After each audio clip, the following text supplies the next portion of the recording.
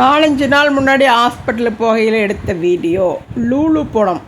ஆஸ்பத்திரி போய் முடிச்சுட்டு லூலு போயிட்டு நல்லா சுற்றி பார்த்துட்டு அப்புறம் பொருளும் கொஞ்சம் வாங்கிட்டேன். எனக்கு வந்து மசாலா ஐட்டத்துக்கு அங்கே செட் ஆகலை. நாட்டு மல்லிகை அங்கே இல்லை. அப்புறம் நான் இங்கே வந்து வாங்கிக்கிட்டேன். மசாலாவுக்கு வேணுங்கிற பொருள் எல்லாம் வாங்கி காய வச்சு எடுத்து வச்சுட்டு இந்த மிளகாய்க்காய் வெட்டிங். ஆனால் நிறைய பேர் ஃபோன் பண்ணுறீங்க, நிறைய பேர் ஃபோன் பண்ணிகிட்டே இருக்கிறீங்க, மசாலா கேட்குறீங்க, நம்பர் கொடுக்குறீங்க, அப்புறம் அந்த நம்பருக்கு வந்து கூப்பிட சொல்லியிருக்கிறீங்க, அட்ரஸ் அனுப்பி வைக்கிறீங்க. இது மாதிரி எல்லாம் நிறைய நிற்கிது. கண்டிப்பாக நான் லேட் பண்ணுறேன்னு எனக்கு கொஞ்சம் வருத்தமாக தான் இருக்குது. ஸ்டாக் வச்சுக்குவேன், அடுத்த முறை கண்டிப்பாக ஸ்டாக் வச்சுக்குவேன், அது மாதிரி பண்ணிக்குவேன். அப்புறம் சீக்கிரம் வந்துடும். எனக்காக வெயிட் பண்ணுறீங்க அப்படின்னா அது எனக்கு ஒரு சந்தோஷந்தான், ஒன்றும் இல்லை.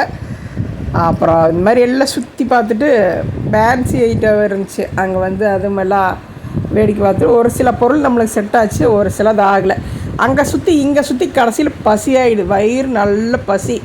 அப்புறம் சரி இந்த காரணியாக்கு தான் தெரியும், சொன்ன மாதிரி இந்த செந்திலுக்கு மாதிரி எந்த நேரத்தில் எங்கே போனால் என்ன சாப்பாடு கிடைக்கும் அப்படிங்கிறது இந்த காரணியாக்கு தான் தெரியும் வைங்களேன். அதனால் அது எதை யோசித்து வச்சுருந்துருக்குது.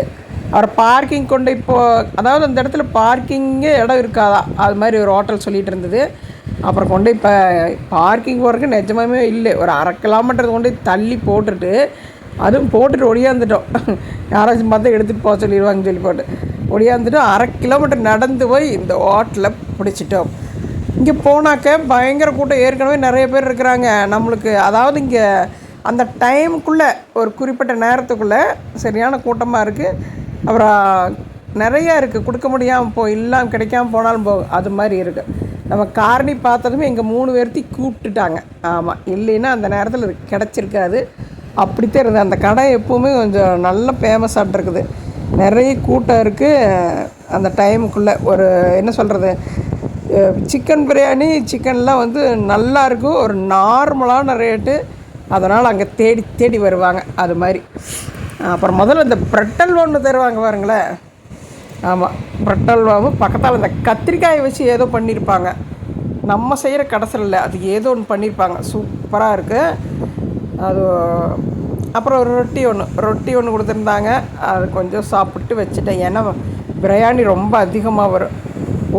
ஒரு பிரியாணி தான், ஒரு பிரியாணி வந்து 3 பேர்த்துக்கு அங்கே கொடுக்குறது அப்படியே கொடுப்பாங்க. 3 பேர் சாப்பிட முடியாது ஒரு பிரியாணி. ஆமாம், ஒரு பிரியாணி ஒரு கிரில் வாங்கிக்கிட்டாங்க. இதை 3 பேரும் சேர்ந்து கடைசியில் லாஸ்ட்டில் சாப்பிட முடியல, போதும்னு ஆயிடுச்சு. நான் அப்போ தான் வந்து நான்வெஜ் சாப்பிடவே ஆரம்பித்தேன், தான் சாப்பிட ஆரம்பித்தேன். ஆனால் அதுக்கப்புறம் இது வரைக்கும் சாப்பிடல.